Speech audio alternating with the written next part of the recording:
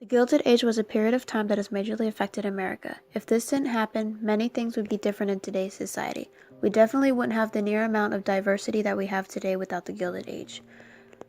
With urbanization becoming popular with the people in the late 19th century, many benefits and negative effects were happening.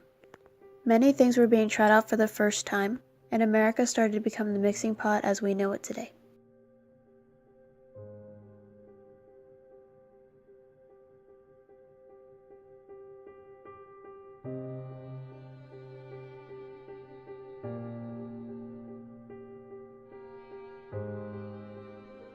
Let's start with the negative effects of urbanization.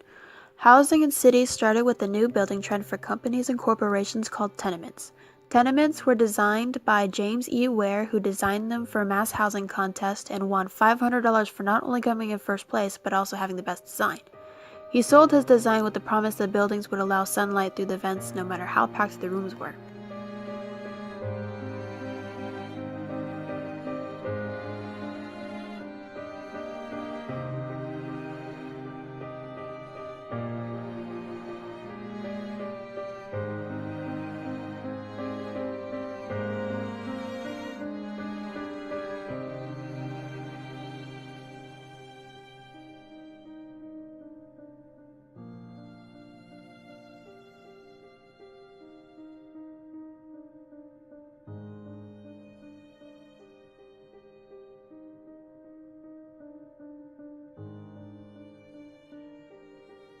There were many diseases and epidemics in tenements and slums due to the unsanitary conditions. Two major yet extremely common epidemics that went around were cholera and yellow fever. Tuberculosis was the big killer though. The living conditions were very poor in tenements, not only health-wise, but spacious living-wise as well. There were too many people jammed into one room, and there was animal droppings everywhere within the building.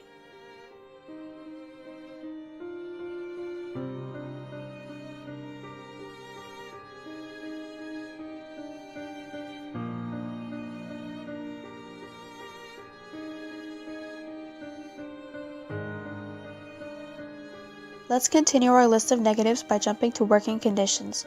People worked gruesome 12-hour days, 7 days a week. Not only that, but they had no compensation for illness or injury on the job whatsoever. If you were to break your leg while mining, you'd have to figure out how to deal with it on your own. On top of that, wages were horribly small. Unskilled workers averaged about 10 cents an hour for men, even less for women and children. Just to recap, working conditions were horribly bad. Hours, illness, and wages were horrendous, but people had to eat and keep their roof over their heads, right?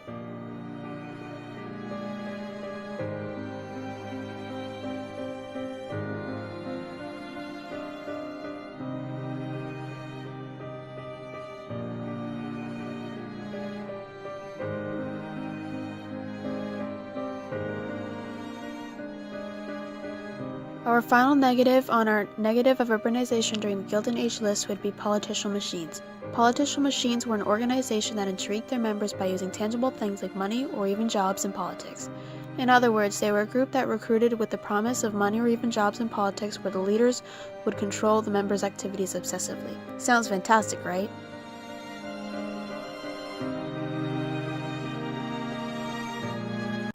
Tammany Hall, founded by Aaron Burr, was the poster child of political machines. They recruited their members by claiming to be very willing to help Irish immigrants and promising them some land. They used grafts, which are defined as making money by shady means or bribery.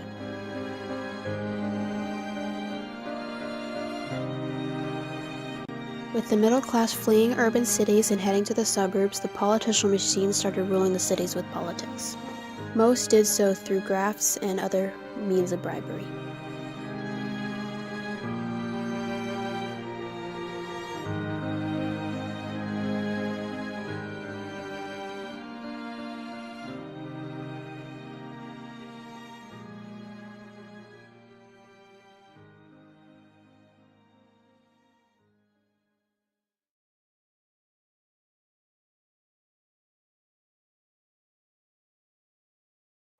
Enough with the negatives, let's talk about the positive effects of urbanization during the Gilded Age.